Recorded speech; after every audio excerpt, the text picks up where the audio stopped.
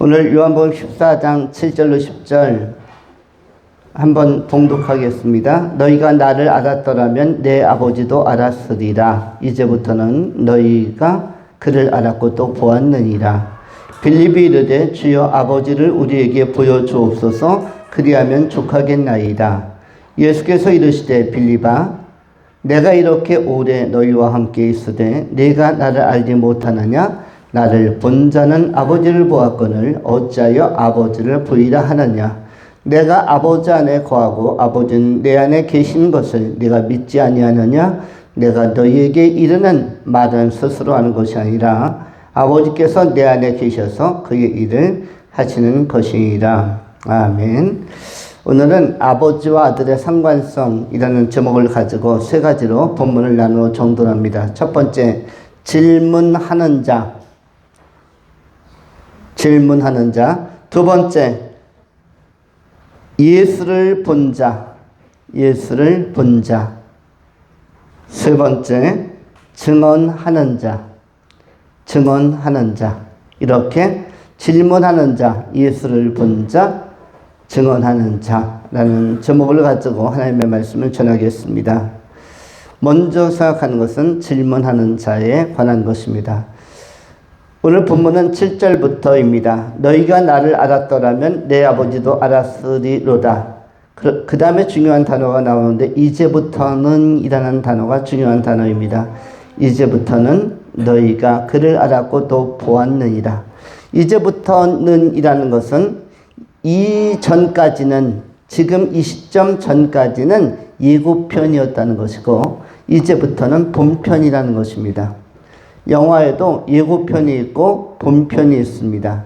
지금까지 요한복음 1장 1절부터 요한복음 14장 6절까지는 예고편이었고 7절부터 요한복음 21장 마지막까지가 본편이라는 것입니다.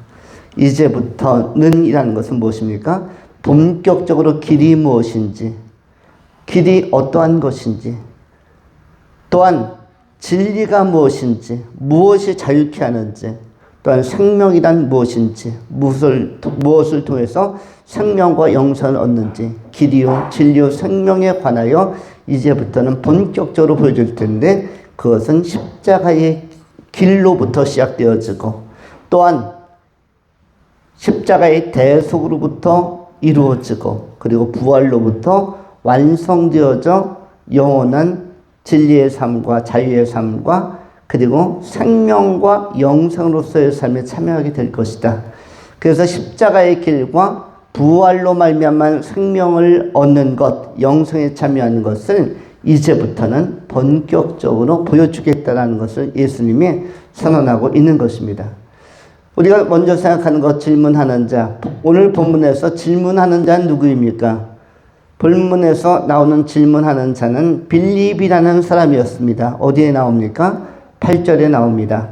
빌립이 이르되 주여 아버지를 우리에게 부여 주옵소서. 그리하면 족하겠나이다. 빌립이 질문을 합니다. 그런데 빌립은 어떠한 사람이었는가 하면은 사랑하는 자였는데 원래는 주님도 사랑하지만 원래는 말을 사랑하는 자, 말. 로마 시대의 말은 굉장히 소중한 가치를 갖는 그런 생명체였습니다.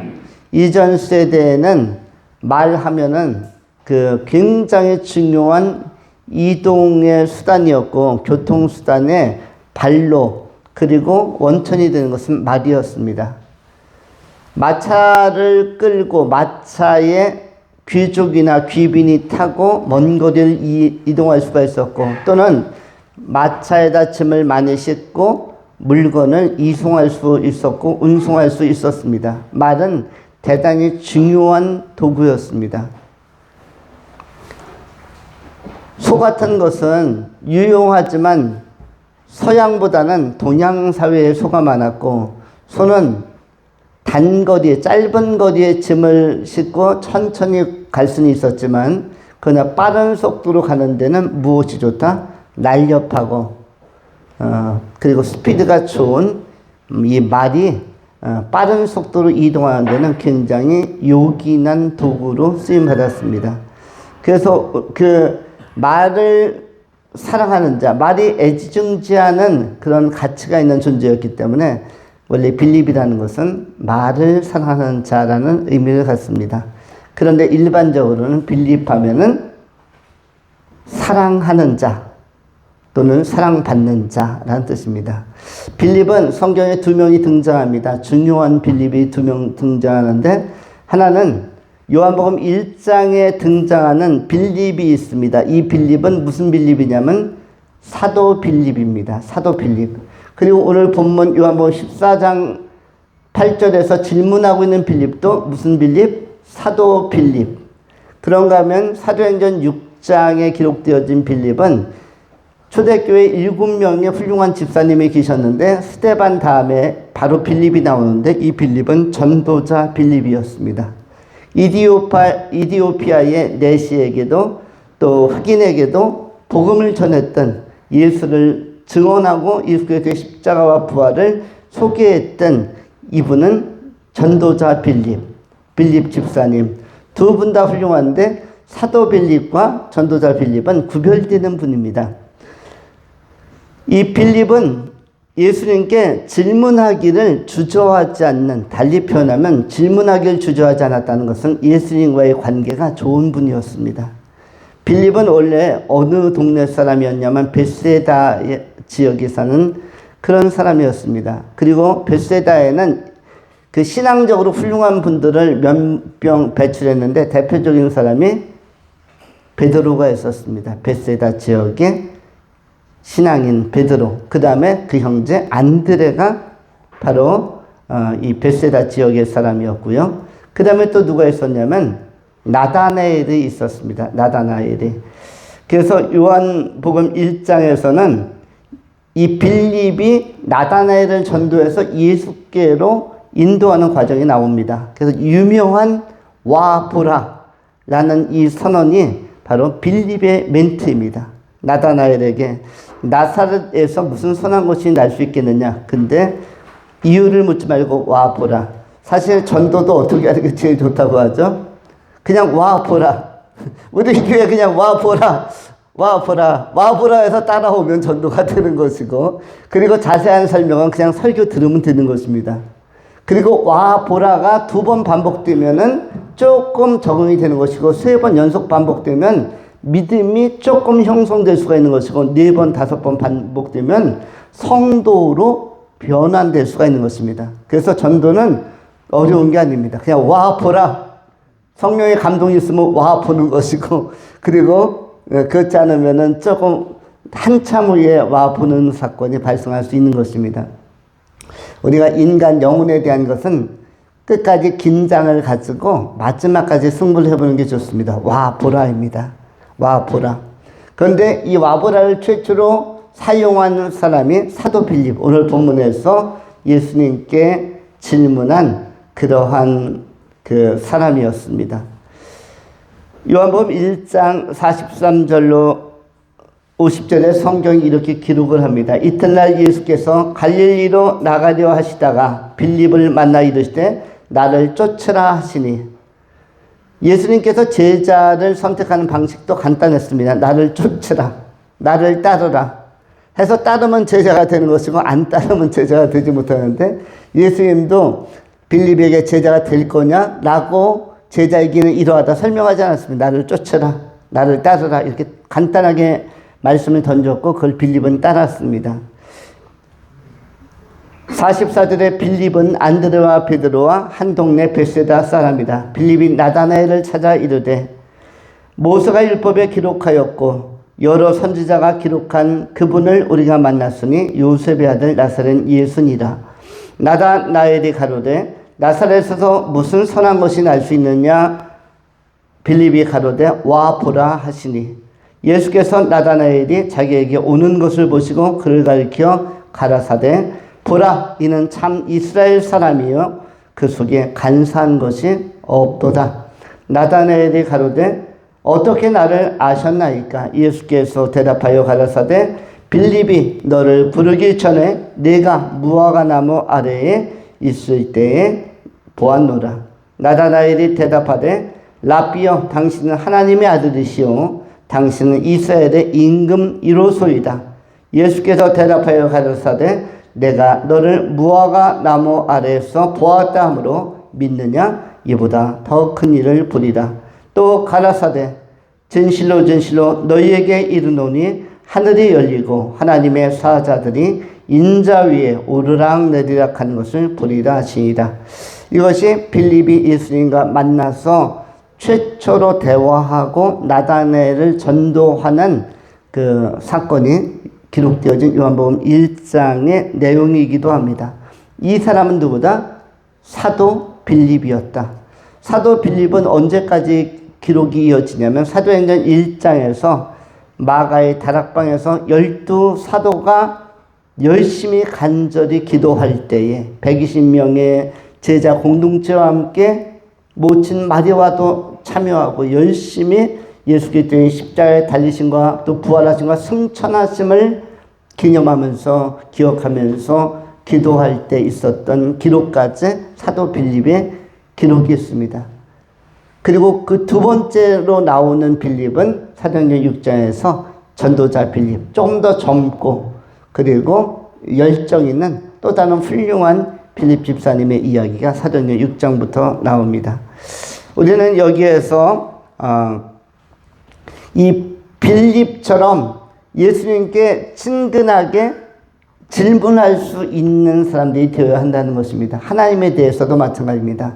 하나님을 추상적인 하나님으로 설정하거나 만들지 말고 하나님 앞에 나의 필요를 자연스럽게 구하는 예수님, 아버지 하나님 다정하게 구할 수 있는 귀한 자녀들이 되어야 한다는 것입니다. 우리의 믿음은 살아있는 믿음, 유연한 믿음, 생동력 있는 믿음이어야 하고 다윗도 하나님께 많이 질문하고 많이 부탁도 하고 의탁도 한 것처럼 또 그 앞에서 많이 결단도 하고 고백도 한 것처럼 우리도 이번 인생을 살아가면서 예수님께 또 하나님께 성령님께 편안하게 친근하게 다정하게 질문할 수 있어야만 합니다.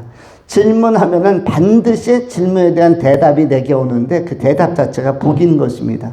하나님께 하는 질문은 반드시 대답이 있습니다. 산에 가면 우리가 메아리, 야호하면은 그것이 울림이 돼서 다시 돌아오는 것처럼 하나님에 대한 우리의 질문, 그것이 언어로 하든 묵상으로 하든 아니면 기도로 하든 또는 마음의 생각으로 하든 어떻게 하든 하나님에 대한 질문은 대답으로 들어옵니다. 어느 때에 하나님의 때에 하나님의 방식으로 내게 대답으로 응답으로 돌아오기 때문에 질문하는 게 좋습니다. 빌립이 거침없이 이렇게 예수님께 질문을 하는 것을 보게 되었습니다. 빌립은 요한복음 6장에서도 또한 예수님에게 질문을 했습니다. 예수님과의 그 대화와 소통을 통해서 어떤 유명한 것이 빌립과 예수님 사이에서의 대화냐면은 이런 것이 있었습니다. 오병이어의 기적을 일으킬 때 예수님께서 제자들에게 말씀하시기를 너희가 떡을 사서 주라라고 이야기했습니다. 그런데 다른 제자들은 꿀먹은 덩어리처럼 조용히 있었습니다. 12명의 제자 가운데 한 사람만이 딱 예수님 앞에 배고픈 사람들에게 오병이어의 기적을 일으키기 전에 예수님께서 너희가 떡을 사서 먹이라 주라 했는데 그때 빌립이 손들고 예수님 할 말씀이 있습니다라고 빌립이 또 나섭니다. 그 유명한 말씀이 뭐죠? 우리가 어디서 떡을 사서 이 사람들을 먹게 하겠느냐?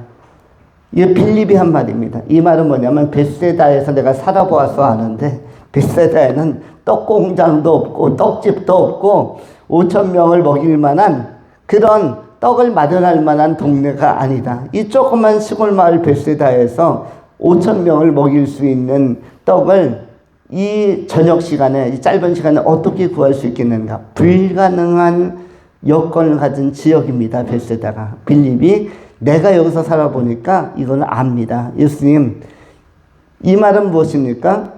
지금 이 지역에는 떡을 만들 수 있는, 떡을 공급하거나 생산할 수 있는 상황이 아니기 때문에 이 자리는 당신이 능력을 보여줄, 당신이 권능을 보여줄, 당신이 기적을 보여줄, 당신이 초월적인 존재라는 것, 메시아라는 사실을 증명해야 될 자리입니다. 이것이 바로 이 질문하고 연결되어져 있는 것입니다. 객관적으로는 아무런 그 떡을 만들 수 있는, 또 생선을 그렇게 많이 마련할 수 있는 5천 명을 먹여야 되는 그런 물량적인 이런 것들이 가능하지 않기 때문에, 이 지원과 공급이 불가능한 지역이기 때문에 지금은 당신이 능력을 발휘할 때입니다. 이렇게 빌립이 이야기를 하니까 네 말이 맞다. 성경에 기록되어 있지 않지만 우리가 해석학적으로 전체적인 정황을 정돈하면은 네 말이 맞다. 이 지역은 떡이나 생선이 나올 수 있는 지역이 아니다. 오직 하나님의 아들 예수 그리스도의 권능을 통해서, 기도를 통해서 축사하시면서 물고기 2마리와 불떡 5개로 오병 이어로 5천 명이 먹고도 12광주리가 남는 엄청나게 풍성한 떡들을 예수님께서 기도하면서 직접 공급하십니다. 이것이 빌립의 질문과도 맞물려 있는, 빌립이 제시한 지역적인 한계성, 달리 표현하면 인간적 한계성, 인간으로서 불가능한 자리인 것을 빌립이 이야기했을 때 하나님으로서는 가능하다라는 것을 선언한 정황이라고 할 수가 있습니다. 질문하는 자 빌립, 예수님과 친밀한 자였습니다. 우리 또한 예수님과 더욱더 친밀한 관계를 형성하면서 친밀한 자가 결국 형통한 자입니다. 여호수아서에도 또 시편에도 친밀한 자가 형통한 자라고 기록되어져 있습니다. 하나님의 말씀을 묵상하는 자, 하나님과 친밀한 자, 하나님께 질문하는 자, 그가 형통한 자입니다. 어느 자리에서나 어떤 상황 속에서나 주님과 친밀하게 의논할 수 있으면 그 사람이 형통한 사람입니다. 평탄대로가 중요한 게 아니라 산악지형도 괜찮고 길이 좁고 협착하더라도 그 코스에서, 그 자리에서 하나님과 질문하고 대답하고 질문하고 응답을 받을 수 있다면 그 사람이 형통한 삶을 사는 사람입니다. 여러분의 형통의 개념도 이렇게 하나님과 나는 언제든 어떤 상황이든 대화하고 소통하며 질문하고 질의응답하면서 사는 자로서 이런 것을 갖다 동행이라고 하는 것입니다. 하나님과 동행하는 형통의 법을 누리시는, 질문하는 자의 삶을 잘 살아내시는 귀한 종들이 되실 수 있기를 축원합니다. 두 번째, 예수를 본 자. 예수님께서 이렇게 말씀하셨습니다. 8절에 빌립이 또 이렇게 질문합니다. 빌립이 이르되 주여 아버지를 우리에게 부여 주옵소서. 그리하면 족하겠나이다. 빌립이 이렇게 예수님께 겁이 없다는 것은 굉장히 좋은 일입니다. 자녀들은 부모님에게 겁이 없습니다. 아버지 어머니가 어떤 직함을 가지고 있어도 다 생략하고 문 확 열어젖히고 아버지 어머니 그냥 부르는 것입니다. 엄마 소리 부를 수도 있고요. 아빠 소리 부를 수도 있고요. 또는 할아버지 이렇게 소리 부를 수도 있는 것이죠. 이게 이제 자녀의 권세인데 빌립이 이것을 잘 사용했습니다. 그래서 예수님에게 쉽게 다가갑니다. 그리고 8절에 질문을 하는 것입니다. 빌립이 이르되 주여 아버지를 우리에게 보여주옵소서. 그리하면 족하겠나이다. 내 마음에 하나님을 보는 것이 소망인데 여기에 대한 갈등이 있습니다. 그래서 하나님을 좀 보고 싶은데 볼 수가 없는 것이 내 안에 답답함, 궁금함이 있습니다. 하나님을 볼 수만 있다면 만족하겠나이다가 바로 족하겠나이다라는 뜻입니다. 하나님을 볼 수 있다라면 흡족하겠나이다, 만족하겠나이다, 기쁨이 가득하겠나이다. 거기에 대한 질문은 무엇입니까? 예수님께서 9절에 예수께서 이르시되 빌립아 내가 이렇게 오래 너희와 함께 있으되 네가 나를 알지 못하느냐? 나를 본 자는 아버지를 보았거늘 어찌하여 아버지를 보이라 하느냐? 9절 말씀을 해석해 보십시오. 예수께서 이르시되 빌립아 내가 이렇게 오래 너희와 함께 있으되, 이렇게 오래 너희와 함께 있을 때, 이렇게 오래는 어떤 세월을 의미합니까? 이렇게 오래는 며칠 또는 몇 달 또는 몇 개월 또는 몇 년을 의미하죠. 이렇게 오래. 이렇게 오래를 수치로, 숫자, 아라비아 숫자로 바꾸어서 기록해 보십시오 라는 시험 문제가 나왔으면 여러분 지금부터 시험 문제를 푸십시오. 논술 수리 시험, 수리 탐구. 자, 연필 드시고 이렇게 오래는 이퀄 몇 년 아라비아 숫자로 기록하면, 예, 개월로는 36개월, 연으로는 3년, 만 3년. 공생에 시작하고서부터, 공생에 시작하자마자 회개하라 천국이 가까웠느니라 복음을 전파하고 나서 바로 제자를 바로 선택합니다. 그래서 공생에는 제자 선택과 맞물리는 시간이에요. 공생애, 이른바 만 30세로 알려진 그 공생애와 동시에 공생애 선포를 뭘로 했냐면 회개하라 천국이 가까웠느니라는 복음을 전파하고 바로 제자 선택을 합니다. 베드로, 안드레 따라오고 빌립 따라오고 제자들을, 요한 따라오고 제자들을 세우게 되어집니다. 제자가 세워진 것은 굉장히 의미 깊은 것인데, 공생애를 시작하는 증인들로서 제자들이 함께 참여하게 되는 것을 마가복음 1장은 기록을 하고 있습니다. 결국 이렇게 오래라는 것은 만 3년 동안에, 그런데 만 3년 하면은 그 날짜로 따지면 365 곱하기 3 하면은 약 한 1100일 정도가 될 것 같고요. 개월수는 36개월인데, 이 기간이 긴 기간입니까? 짧은 기간입니까? 1번 짧다, 2번 길다, 3번 적당하다. 정답은 무엇입니까? 1번 짧다, 만 3년. 2번 적당하다, 3번 길다. 오늘 본문이 이야기하는 것은, 이렇게 오래라는 것은 길다라는 뜻이에요. 길다. 그럼 왜 길다고 이야기하는 거죠? 제자들과 예수님은 만 3년 동안 1100일 정도 되는 이 기간 동안에 매일 만났고 매일 함께 했기 때문입니다. 거의 공동체로서 활동하듯이 계속적으로 함께 했기 때문에, 여러분 가족이 살아도 하루에 직장이나 학교나 이렇게 다 나가 있으면은 부부도 같이 만나는 시간은 적습니다.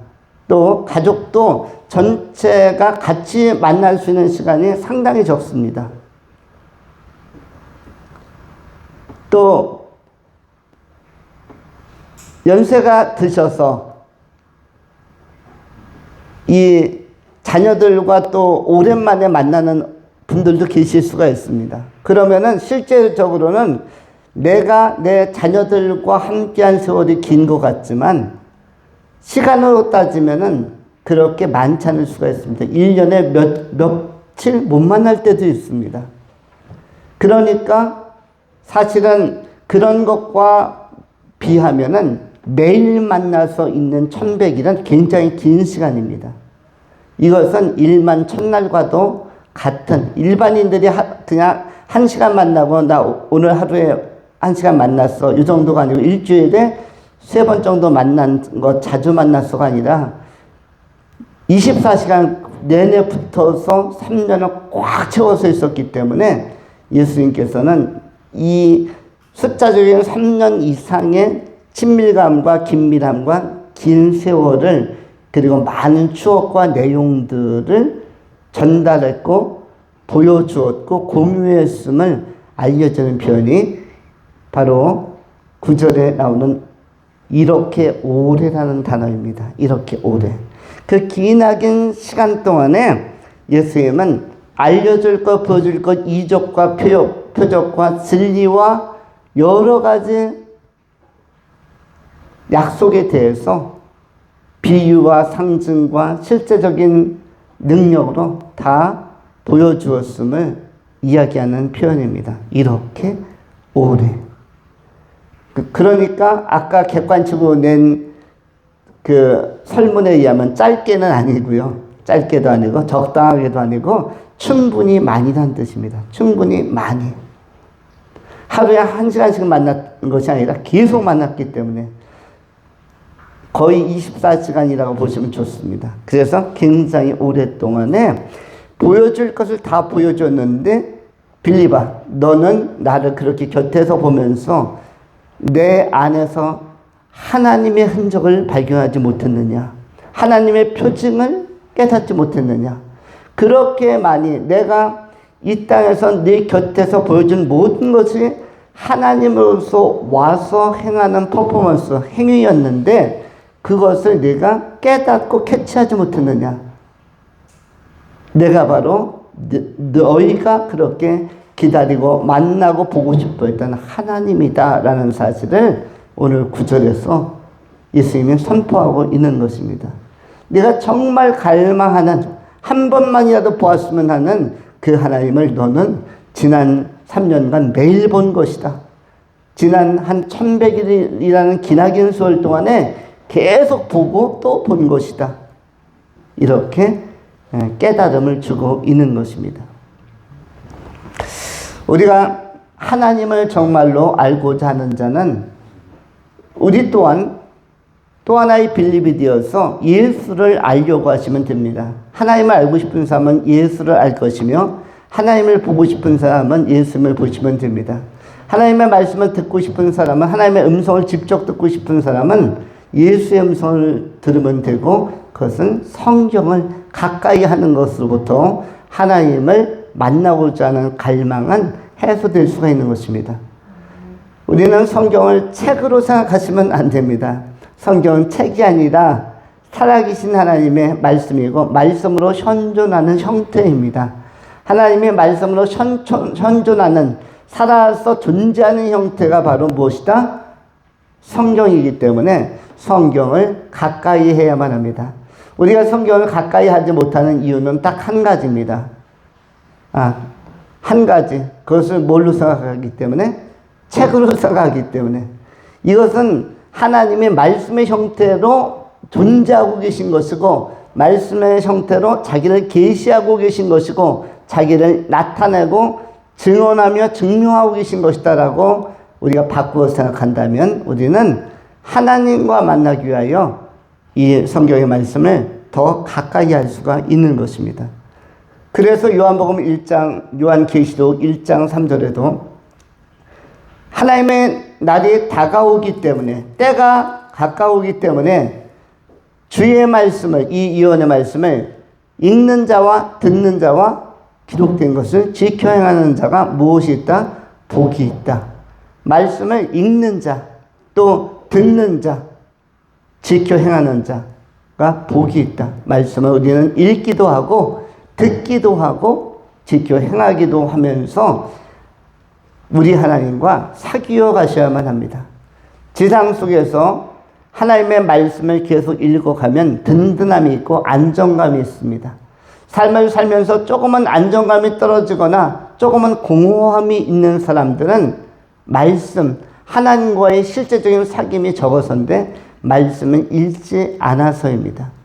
우리는 하나님의 말씀을 읽으면서 말씀의 형태로 존재하시는, 계시하시는, 그리고 자기 존재를 유지하고 계시는 우리 하나님과 읽으면서 교제하고 또 깨달으면서 또 그 말씀을 풀어주는 설교를 들으면서 소통하는 것이 꼭 필요한 것입니다. 그러할 때 우리의 내면 세계는 풍성해지고, 그리고 우리의 내면 세계는 우리의 영혼은 충만해지고, 그리고 안정감을 갖습니다.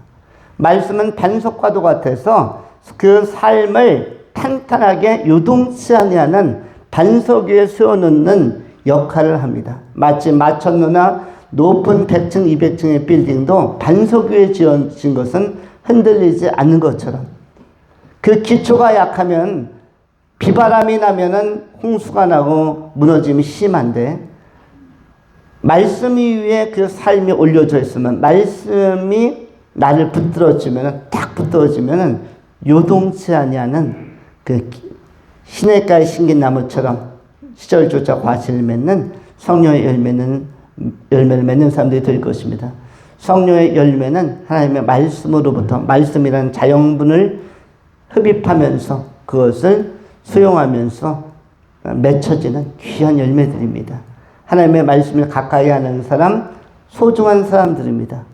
어떤 사람이 정말 내실 있고 탄탄하고 흠모할 만한 사람인가? 하나님의 말씀을 사모하며 갈망하는 사람입니다. 우리 교회도 하나님의 말씀을 정말로 갈망하고 사모하고 읽고 묵상하는 사람이 있다면 그 사람과 만나보고 싶지 않습니까? 가까이 하고 싶지 않습니까? 그가 어린아이든 학생이든 청년이든 장년이든 노년이든 말씀으로 충만한 사람, 말씀을 주야로 묵상하는 사람, 여호수아서 1장에 나오는 것처럼 그러한 사람이라면 좌로나 우로나 흔들리지 않고 치우침도 없이 분별력도 좋고 균형도 잘 잡힌, 밸런스 잘 잡은 그러한 멋진 인격이 있다면 그 인격 자체가 성령의 열매이기 때문에 우리는 그가 정말 향기나는 존재, 향기나는 사람으로서 우리가 함께하고 싶은 시간, 또 교제하고 싶은 시간들이 많아질 것입니다. 우리 모두에게 그런 건전하고 건강한 매력이 임할 수 있도록 말씀의 기초 위에서 든든히 서서 말씀의 형태로 계시하고 자존하시고 자신을 드러내시는 우리 하나님과 교제하는 풍성한 삶을 살아가는 귀한 성도님들이 되실 수 있기를 축원합니다. 마지막으로 세 번째, 증언하는 자. 모든 그리스도인은 두 가지를 하게 되어집니다. 첫 번째는 무엇입니까? 하나님을 또는 예수님을 알기에 힘쓰는 자. 예수님을 알기에 힘쓰는 자. 또 한 가지가 뭐가 있죠? 예수님을 알리기에 힘쓰는 자. 동시에 하나님을 알기에 힘쓰는 자가 되어야 하고 하나님을 알리기에 힘쓰는 자가 되어야 합니다. 우리는 성경에 나타나는 빌립 두 사람에 대해서 초두에 언급을 했습니다. 사도 빌립과 전도자 빌립이 있다. 이 두 사람의 공통점이 무엇입니까? 빌립이란 이름도 공통점이지만 사도 빌립은 무엇을 잘 보여줬냐면 하나님을 알아가기에 힘쓴 자. 하나님을 알아가기에 힘썼고 예수님을 알아가기에 힘썼기 때문에 질문을 계속하는 것입니다. 그리고 질문을 통해서 응답을 받고 대답을 들으면서 정돈해 가는 것입니다. 체계적으로 하나님에 대한 신적 지식, 신지식을 체계화시키는, 내면화시키는 일을 질문을 통해서 구성해 갑니다. 구축해 갑니다. 하나님을 알아가기에 힘쓴 자. 그런가 하면 사도행전에 나오는 전도자 빌립은 빌립 집사님 어떤 분이었습니까? 하나님을 알리기에 힘쓴 자. 우리는 이 두 가지 측면을 굉장히 중요한 측면으로 가지고 살아야만 합니다. 하나님을 알기에도 힘쓰고 하나님을 알리기에도 힘쓰며 예수님을 알기에도 힘쓰고 예수님을 알리기에도 힘쓰는 자. 결국 그러한 자가 무엇입니까? 증언하는 자, 증거하는 자로서의 사명을 가지고 살아가야 하는 것입니다.